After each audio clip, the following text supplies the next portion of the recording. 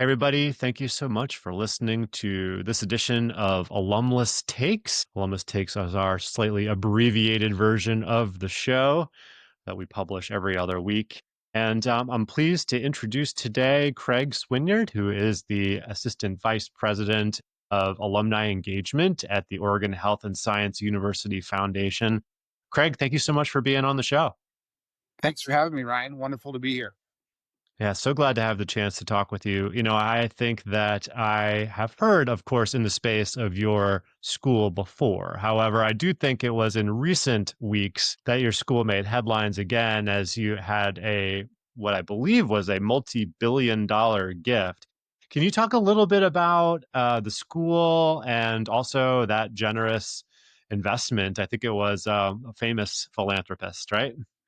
That's right. Owns a little shoe company here in Oregon. So yeah, a tremendously generous gift from Phil and Penny Knight last month, or I guess it was back in August. $2 billion to support research and cancer care here at OHSU. The Knights have been tremendous supporters for a long time. Nike is just over the hill in Beaverton. Obviously, have a history that goes back to University of Oregon many years. But OHSU is a teaching hospital. It's a health science university that has three missions: clinical care, research, and education. It is Portland's largest employer, but as a university, it operates more along the size of a small to medium liberal arts university. I mean, it's a public institution, but in terms of students, it has about 6,000 students at any given time and about 46,000 alumni. So smaller in that regard. It's not, a University of Texas or an Ohio State University in terms of its size. We have a school of medicine, a school of dentistry, a school of nursing, a school of public health, and a college of pharmacy, and all types of learning programs within those different schools. It really is a university that thinks of itself as being present for the entire state of Oregon and all of its residents. So Oregon's a fairly large state, about 98,000 square miles, and OHSU believes that its role is to care for all Oregonians and to provide the next generation of healthcare providers for the state. Really a cool mission, and it's been a lot of fun to work here the last 4 years. It sounds like a great place to make an impact and lots of individuals who themselves are going to grow up, graduate, right, and make an impact on their communities. And I know that you've made a big impact on alumni engagement at OHSU. One of the things that I wanted to talk to you about is the way in which you've been thinking about the alumni and donor journey and how you have sort of built out your team there to sort of best provide that sense of journey to your stakeholders. Just talk a little bit about that idea and how you've aligned your team to kind of meet that notion of a journey. Well, we've aligned our team with the end in mind, I guess you could say. So, what is our goal in the work that we do? Well, we want to bring OHSU alums into as deep of a relationship with the university as possible. And we use cases four modes of engagement as a backdrop to that. So, in an idealized state, all 46,000 alumni would engage in all four modes. They would read all of the emails and they would volunteer their time and connect with students and they would come to events and they would also philanthropically support the university. That would be amazing. And so, with that in mind, we set the team up so that we have real specialists in all of those different areas. When we started about 4.5 years ago, the university had made a commitment to grow the alumni engagement program and provided resources for us to grow the team. At the time, the team only had 3 people on it, and we had the opportunity to grow the team to 7. And so it was a pretty phenomenal opportunity to reimagine what we wanted it to be set up as. And at the time, the individual people on the team when we started were each responsible for an entire school of alumni engagement. So maybe Ryan, you would be responsible for School of Dentistry, and I'd be responsible for School of Nursing. And we might help each other a little bit. But gosh, if I'm responsible for School of Nursing alumni engagement, the alums of the School of Nursing are having a very specific experience based off of my strengths and weaknesses.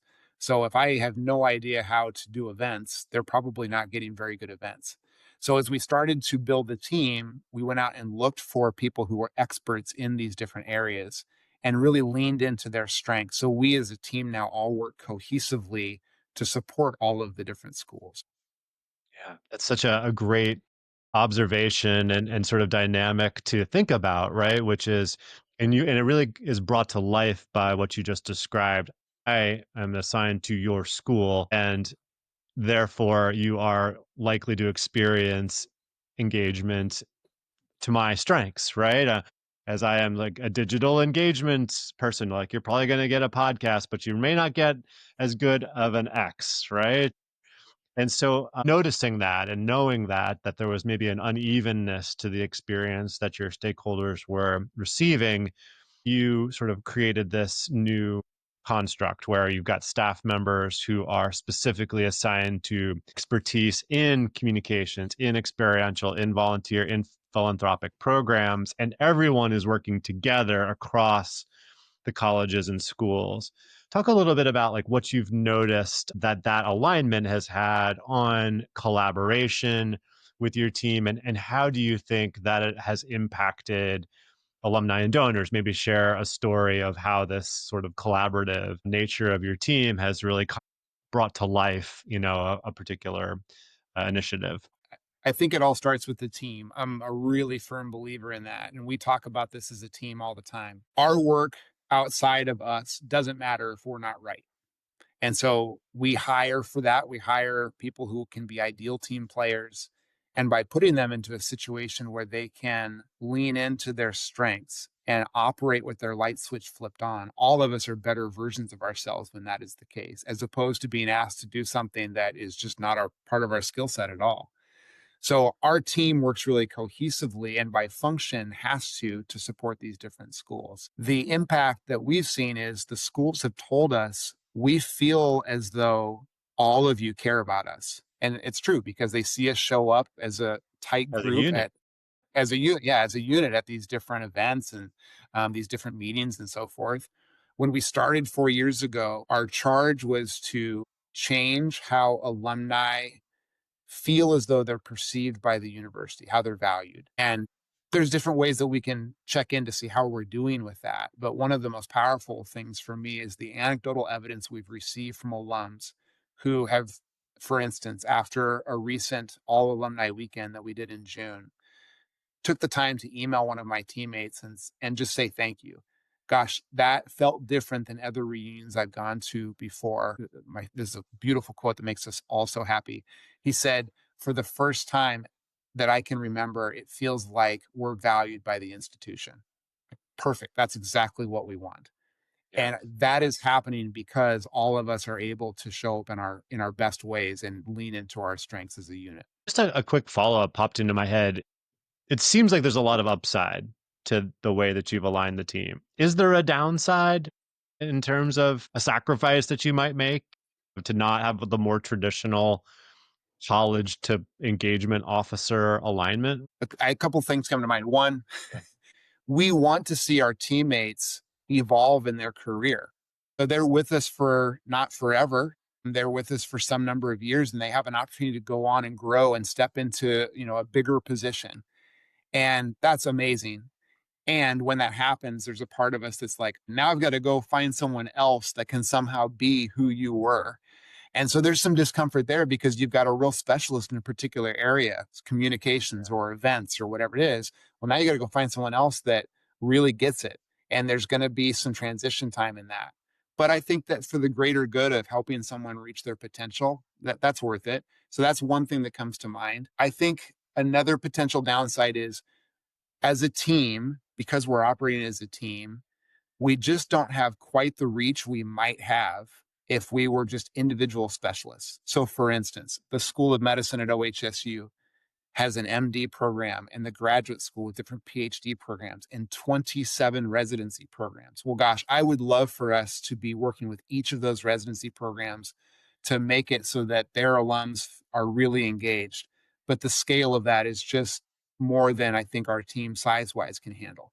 Yeah, those are two excellent examples. On one hand, maybe it's harder to go deeper in a Yeah. particular school or college, right? And then by nature of having specialists, when one leaves, there's a gap, right? And that gap may Yeah. be more profoundly felt, right? Particularly if you've got a really talented person doing X. Just I was just thinking the baseball analogy came into my head. Like you need a designated hitter almost, or someone who can play every position out on the That's field right. to sort of plug in gaps. But then that sort of gets out of the notion of the specialist and back to generalist again. Anyway, it's really a great and interesting sort of challenge and dynamic that you've taken on there. But tell me, Well, broadly speaking, what aspect of alumni engagement work do you think the field needs to be thinking about or refining more? Right, this is one area that I think we should be thinking about more. But what else comes to mind for you?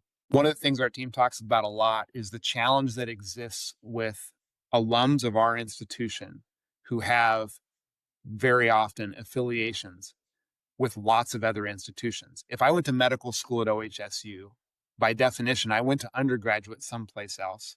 I very likely then went on to residency someplace else and a fellowship someplace else. And maybe I'm working at yet another institution. So if we want them to be in relationship with OHSU, we're competing for their brain space, for their time with all of these other institutions, which means we have to be better than those other institutions at understanding our alums' pain points, needs, motivations. One of my colleagues is brilliant in thinking about the work that we do, kind of like as if we owned a restaurant. And if you own a restaurant, you want people to come to your restaurant, but more importantly, you want people to come back to your restaurant. And so thinking of all of our initiatives is what can we do to help people want to come back to us? How can we be better than those other institutions? And so my colleague Anna thinks about this all the time and really pushes us to think outside of higher education. I feel like so often in alumni engagement, we have these moments where we pause with our team and we say, hold on, are we doing this because we want to say that we're doing this because other people are doing this? Or are we doing this because it really moves the needle and attends to what our alums need? Because if we're doing this because other people do this, we're actually kind of focused on our own needs. We want that moment at the case conference where we can say, oh, yeah, we do that too.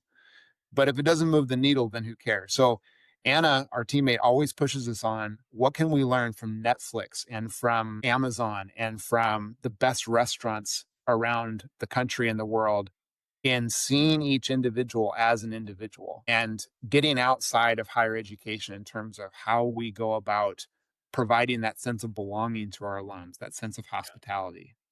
Yeah, that's awesome. I love the idea of looking outside higher ed and towards the nonprofit space. I mean, Mhm. and that's such a big space, right? But not just nonprofits, like even what for profits do.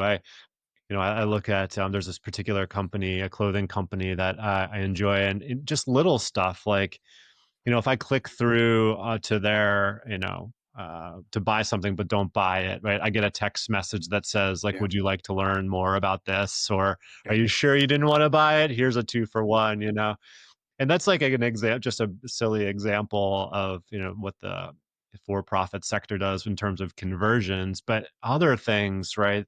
In the engagement spectrum, is there a particular organization that you or your colleague have looked at, to sort of model or just like observe what they're doing, sort of excellence in another format? Well, this is a totally different space Yeah. and an example that I think many of your listeners will be familiar with, but the Savannah Bananas. They are I love their owners just like, yeah, just try stuff. You'll fail, that's okay. Some things will work and some things won't. And I think in alumni engagement, we've had this happen all the time, right? You can imagine those moments where you think, oh, this is totally going to work, and it doesn't at all. And then there are times where you're not so sure, and then the alums respond well to it. So try things, but the company, that organization operates completely from the vantage point of what do our customers need? Right. How do we create the most engaging in-person sports baseball adjacent experience, right? Yep. That's for families, for kids, right? Yep. That's exciting all the way through. Yeah, my dad retired to Hilton Head, South Carolina. And so Oh, I'm like, wow. one day we just got to get over to Savannah and check that out because I think my kids would enjoy it. Absolutely. All right. Always the last question we ask during Alumless is our Friday Cheers, where we share a book or a movie or TV show, podcast, something that you might recommend to the audience. a strong recommendation for a wonderful book. This is a little bit in the workspace, but I'm just fascinated by effective teams. And so, a book that we always read as a team, and any new person that joins our team, is called The Culture Code. It's written by Daniel Coyle. You may be familiar with it. Looks at the commonalities of the most effective teams. And on a related note, a TV show that I can watch again and again and again because it really captures that sense of an effective team is The West Wing. I know it's an oldie, but it's a goodie. But that is a team that's hitting on all cylinders, and they have those aspects of the Culture Code book around vulnerability and creating belonging and a sense of purpose. And I especially certain times watching what a functional government looks like is a lot of fun. Agreed. Agreed. Even if it's on a show. That's right. Awesome. Craig Swinyard, thank you so much for joining me. Craig is AVP of Alumni Engagement at Oregon Health and Science University Foundation. Thanks a lot for your time and for all your great work. Absolutely. Thanks for having me, Ryan.